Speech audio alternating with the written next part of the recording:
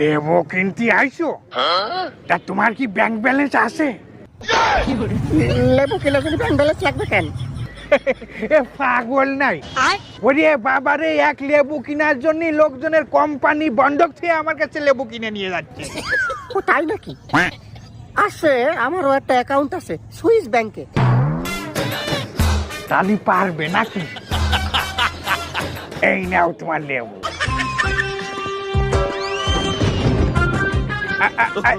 দাঁড়াও, সাহস তো কম না?